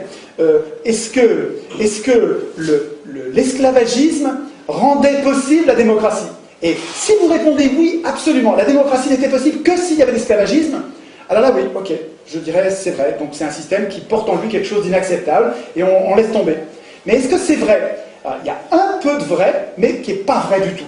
Un peu de vrai, c'est que c'est parce qu'il y avait des esclaves qu'ils avaient du temps pour faire de la politique. C'est parce que les femmes s'occupaient de la maison, de la tambouille et de la culture, de l'agriculture, que les mecs pouvaient aller faire de la politique. C'est vrai, ça c'est vrai. Mais aujourd'hui, avec le pétrole, les énergies fossiles, avec les machines, on a des esclaves de fer qui remplaceraient mille fois plus de travail et de temps libéré que les esclaves de chair de l'époque. C'est-à-dire qu'avec des machines, de simples machines, on pourrait très bien travailler beaucoup moins et avoir le temps de faire de la politique, et puis pas que de la politique, faire aussi de la philosophie, de la musique, des conversations, et jouer. Donc, ce que je veux dire, c'est que l'esclavagisme, peut-être qu'à l'époque, ça rendait possible la démocratie, mais aujourd'hui, on n'a absolument pas besoin de l'esclavagisme pour que ça marche. On a d'autres moyens qui nous libéreraient du temps, le temps nécessaire pour... Il faudrait surtout qu'on se débarrasse de nos parasites, parce que c'est parce qu'ils nous piquent des milliers de milliards tous les ans, tout le temps, qu'on est obligé de temps travailler. Si les richesses que nous créons, par notre activité, par notre industrie, par nos efforts, si nous les répartissions correctement, sans se les faire piquer par quelques privilégiés, on aurait beaucoup moins besoin de travailler. Beaucoup moins, genre 2 jours par semaine. Et la retraite à 50 ans. Mais oui. Mais oui, il suffit de se débarrasser de nos parasites. Mais pas les parasites, pas les gueux qui volent la mobilette, ou qui sont... c'est pas du parasitisme, c'est rien ça. Je parle de gros parasites. Des parasites qui vous volent des milliers de milliards, les vrais, c'est ceux-là qu'il faut s'occuper en priorité. Les obèses financiers. Les obèses financiers. On aurait beaucoup de choses à... Donc, sur l'objection, vous avez compris que sur l'objection, modèle athénien, esclavagiste, phallocrate, xénophobe, pour moi, c'est hors sujet. Je trouve. Si je prends du recul sur tout ça, comment se fait-il Qu'est-ce qui permet d'être sûr que ça marchera toujours comme ça? Comment se fait-il qu'un système tiré au sort, où on désigne au sort nos représentants, ceux qui nous aident à exercer le pouvoir, comment ça se fait que ça désynchronise la puissance politique et la puissance économique? Et comment ça se fait que ça nous protège mieux contre les abus de pouvoir? Et comment se fait-il que l'élection, au contraire, rende non seulement possible, mais impunit tous les abus de pouvoir, et nous sélectionne quasiment tout le temps les pires? Ben, il me semble, et j'en ai parlé un petit peu, mais c'est le moment d'en reparler parce que je crois que c'est au moment de finir, au moment de conclure, c'est vraiment, on est sur l'essentiel. Il me semble que l'élection repose sur un mythe, repose sur une histoire qu'on nous raconte et qui ne correspond pas du tout à la réalité, qui est contredit même par les faits. C'est-à-dire que tous les faits montrent le contraire. Le mythe de l'élection, c'est que nous sommes capables de choisir de bons maîtres, et parce que nous les avons choisis, ils vont être bons. Ça, c'est un mythe. Ça ne marche pas. L'expérience nous montre que quand on teste, mais sur 200 ans, c'est long, quand on teste l'élection dans tous les pays du monde, à toutes les époques, l'élection, ça consiste à la mise au pouvoir des plus riches, ou des serviteurs des plus riches. Ça sert à ça, hein. Alors, je ne sais pas si ça sert à ça, parce que je ne suis pas sûr qu'au début, Sieyès et Madison aient voulu le gouvernement des riches. Ils ont peut-être voulu le gouvernement des bons, des aristos, des vrais aristos. Mais je ne leur fais pas le procès d'intention d'avoir comploté, d'avoir su à l'avance, peu importe. D'ailleurs, le résultat, le fait est que l'élection permet aux riches d'acheter le pouvoir comme on achète une voiture. Je ne parle pas des riches, nous sommes riches par rapport à des gens qui sont plus pauvres que nous. Je vous parle des ultra-riches, je vous parle de l'hyperclasse, des gens extrêmement riches, des gens... Est-ce que vous êtes capable de corrompre quelqu'un? Non, pourtant vous êtes riche par rapport à certains pauvres, hein.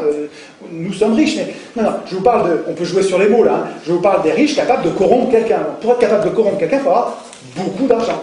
Et manifestement, de fait, l'élection, par le jeu de la campagne électorale, hein, et par l'acquisition des médias, la possibilité qu'on leur laisse d'acheter les médias, donc de fabriquer l'opinion, d'influencer l'opinion au point quasiment de la fabriquer, ça devient des vrais... Je dois avoir 20 ou 30 livres sur les manipulations par les médias, les techniques de manipulation, c'est incroyable, ça devient une science exacte. Et donc l'élection permet aux riches d'acheter le pouvoir. L'élection permet aux riches économiques d'acheter le pouvoir politique. Et c'est l'élection qui rend la synchronisation entre les deux. C'est l'élection qui fait qu'on est impuissant politiquement. C'est l'élection de l'Assemblée constituante qui fait que c'est des gens qui écrivent des règles pour eux-mêmes et qui ensuite écrivent des règles qui font que tout pourra se jouer en dehors de nous après. L'escroquerie politique, c'est de nous faire croire que le régime actuel, c'est la démocratie. C'est quand même, vous vous rendez compte, bon ça fait 1 heure que j'en parle, mais vous rendez compte maintenant de l'énormité qu'il y a entre le nom qu'on donne à notre régime aujourd'hui et ce qu'il est vraiment. Est-ce que vous comprenez que c'est ça le piège? C'est ça. On n'arrive pas à fabriquer l'alternative parce que on a, si vous voulez, vous savez, il y a une image que j'aime bien, j'en parle pas là, mais ça me vient là maintenant, c'est les chefs indiens, les Indiens d'Amérique, étaient des sociétés avec des chefs et sans pouvoir. C'est marrant comme tout, c'est Pierre Clastre qui explique ça. Il a vécu avec eux, et c'est vraiment les travaux d'anthropologues tout à fait marrants, parce que ils savaient, les Indiens savaient qu'ils avaient à craindre du chef, un peu comme les Athéniens savaient, ils ne voulaient pas que... Donc eux, les Indiens, ils se sont débrouillés autrement avec les chefs. Ils ont fait un grand fauteuil de chef, ils ont pris un bonhomme, ils l'ont désigné, il ne peut pas refuser, et s'il refuse, il se fait zigouiller, donc il accepte. Et on le met à la place du chef. Et le chef, il n'a pas de pouvoir. Il a juste le pouvoir de parler. Et il parlait tout le temps. Et pendant qu'il parlait, on passait devant l'air de ne pas l'écouter. On le méprisait, on le négligeait. Il parlait et on passait sans l'écouter. Et son boulot, à lui, c'était de tenir la place au chaud de chef pour qu'il n'y ait pas un gars qui devienne notre chef sans nous. C'est marrant ça. C'est-à-dire qu'il savait qu'il voulait pas. Il savait que les gens ont tendance à. Il y en a qui ont tendance à devenir des chefs, des leaders. Pour se prémunir contre ces gens-là, il y avait une place de chef. Elle était occupée par un mec qu'on mettait, on ne lui mettait pas de pouvoir, il fallait que lui nous fasse des cadeaux. Je vous jure, c'est vrai, hein. Il fallait que le chef fasse des cadeaux à son peuple. Et quand les gens n'étaient pas contents, il lui en faisait voir, il risquait pour sa peau. Comme il se méfiait des chefs, et ce qu'ils avaient trouvé pour pas être emboucanés par leur chef, c'est marrant. Eh ben, on dirait qu'on est victime un peu de ça, avec des gens qui ont fait un système qui n'est pas la démocratie, qui ont tout à craindre de la démocratie. Ils ont tout à craindre de la démocratie, les oligarques là. Si la démocratie voit le jour, c'est fini pour eux. Ils n'ont plus de pouvoir, ils ne peuvent plus abuser. Alors qu'est-ce qu'ils font? Leur système détestable, injuste, ils l'appellent comment? C'est le même truc que les Indiens, mais à l'envers, quoi. Hein. C'est-à-dire qu'ils nous tiennent à l'écart avec ce mot-là. Quand ils appellent démocratie le système qui est son strict contraire, comment on fait pour résister? On s'est fait prendre un mot clé, là. Je reviens à Lepage dont je vous parlais tout à l'heure. Lepage a un travail, Franck Lepage, et les gens du pavé ont un travail sur les mots qui est absolument génial. On retrouve la novlangue. Vous connaissez Orwell et le travail qu'il a fait sur la novlangue, c'est-à-dire sur un État totalitaire qui nous domine par les mots, en nous retirant les mots capables de désigner l'ennemi, en nous retirant ces mots-là, en les criminalisant, en les ridiculisant, en les remplaçant par d'autres inoffensifs. On se met à l'abri des coups quand on est oligarque. Et ce que fait Orwell, c'est de mettre à jour cette novlangue. Et ce que Franck Lepage et sa joyeuse bande, c'est vraiment une bande de gens formidables. Hein. Le Pavé, ça s'appelle. Pardon. Sur Google, vous tapez Le Pavé, et vous arrivez sur un site avec des vidéos et des ressources qui n'arrêtent pas de croître. Il faut aller voir les vidéos de Franck Lepage et puis de sa bande, ça vaut quelque chose. Une objection qu'on va nous renvoyer souvent. L'objection est est-ce que ce système va marcher avec des médias qui appartiennent aux oligarques? Vous savez que les 3/4 de la presse appartiennent à 2 marchands de canons et un marchand de béton. Pourquoi Rothschild achète Libération? C'est pas pour gagner de l'argent, il en perd. Pourquoi une autre banque achète Le Monde? Pourquoi une autre banque encore achète le Nouvel Obs? les inrecuptibles. Pourquoi les banques achètent les journaux? Pourquoi les marchands de canons achètent les magazines et les télés? Pourquoi les industriels achètent des télés? C'est pas pour gagner de l'argent, c'est pas vrai. Ne croyez pas ça, c'est pas vrai. C'est pour manipuler. C'est pour manipuler parce que dans un système d'élection, comme vous choisissez les candidats, c'est très important de maîtriser l'accès à la candidature visible qui est la seule qui va pouvoir être élue. Mais la réponse que je ferai à cette objection, c'est que je vous rappelle que moi, mon cap, c'est, puisque la source, la cause des causes, c'est que ceux qui écrivent la Constitution ne devraient pas l'écrire parce qu'ils ont un intérêt personnel qui est contraire au nôtre, contraire à l'intérêt du plus grand nombre. Et puisque donc la solution, c'est de tirer au sort une assemblée constituante qui va être désintéressée parce qu'elle sera non seulement tirée au sort, mais en plus elle sera inéligible aux institutions qu'elle écrit, il me semble que cette assemblée constituante tirée au sort, elle va faire son compte à la situation médiatique.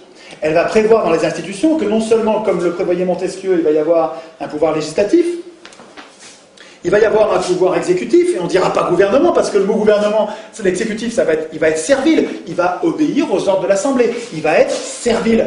Quand on dit gouvernement, on se fait déjà enfumer avec les mots. Parce que gouvernement, déjà il y a tout dans le gouvernement. Il y a je décide et j'applique et je juge même. Dans le gouvernement, il y a tout. Il ne faut pas accepter le mot gouvernement. Une bonne constitution, elle ne met pas en place un gouvernement, elle met en place un exécutif. Montesquieu, c'est séparation des pouvoirs. Toi, tu écris les lois, tu es parlement, mais tu ne les exécutes pas. Toi, tu es exécutif, tu exécutes les lois, tu as la force armée, mais tu écris pas les lois. Et puis toi, tu es juge, donc tu les regardes, s'ils déconnent, tu les punis, et puis tu t'occupes des litiges entre citoyens. Et la triangulation de ces pouvoirs bien séparés fait qu'il n'y en a aucun qui est capable de devenir tyrannique. Vachement malin cette idée. Juste, il n'y avait pas prévu parce qu'il ne connaissait pas, il n'y avait pas la télé. Comme il n'y avait pas la télé, Montesquieu a oublié de prévoir les médias. Mais nous, on n'est pas obligé d'être se limiter à ce qu'avait pensé Montesquieu. On a toujours intérêt.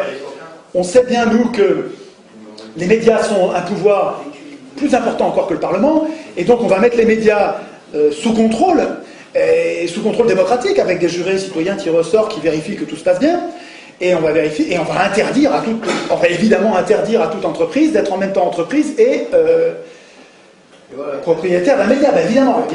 Et du même coup, parce que je vous laisse, ce truc-là, vous le mettrez en place, vous n'allez pas le mettre en place, ils vous laisseront jamais faire un bout de ça, même un bout, ils vous laisseront pas faire. Donc, ce que je veux dire, c'est que ce projet-là, un projet de vraie démocratie, jamais ils nous laisseront faire.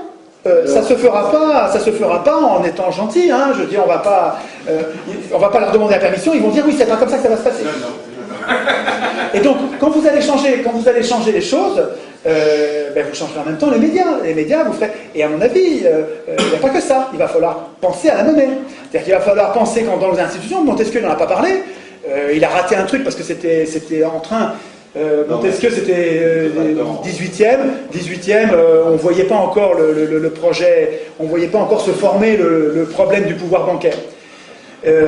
Ça commençait pourtant déjà, mais ça ne se voyait pas. Donc c'était pas dans l'air du temps, on en discutait pas. Mais aujourd'hui, quand même, aujourd'hui, dans les institutions, si on ne prévoit pas le problème, la solution, la protection, le contrôle des autorités monétaires, si on ne prévoit pas ça, on n'est plus con que la moyenne. Je veux dire, il faut quand même y penser. Évidemment, si on écrit de nouvelles institutions, l'Assemblée constituante, il va falloir qu'elle réfléchisse à la monnaie. Une phrase pour finir.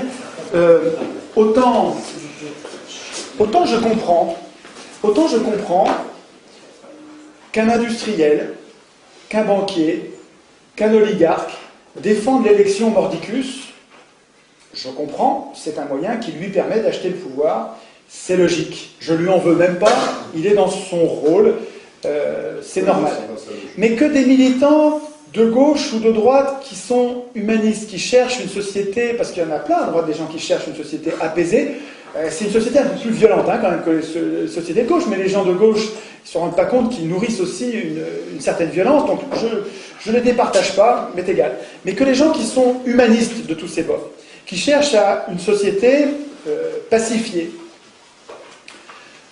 avec le moins d'injustice possible, c'est-à-dire des inégalités, mais qui correspondent aux efforts de chacun. Il peut y avoir des inégalités, mais en proportion des efforts. Celui qui a fait beaucoup d'efforts, il est mieux traité que celui qui n'en fait aucun. Bon. Et que tous ces gens qui cherchent une société pacifiée, juste, défendent l'élection malgré... Et ne veuillent pas de tirage au sort. Quand j'en parle à mes copains, le tirage au sort, ils disent non, mais parce qu'ils sont dans des partis. Ils sont dans des partis, ils n'arrivent pas à l'imaginer. Et ils disent, ils cherchent toujours à louvoyer. Que ces gens, tous, à la fois, continuent à vénérer comme une vache sacrée l'élection, le suffrage universel, et continuent à détester ou vouer hégémonie le tirage au sort, alors qu'il y a 400 ans, 200 ans de tirage au sort, 200 ans d'élection, 400 ans de faits contraires qui montrent qu'ils ont tort. C'est du déni de réalité. Le patron de supermarché, je comprends. Le militant humaniste, je ne comprends pas. Ça me paraît incompréhensible.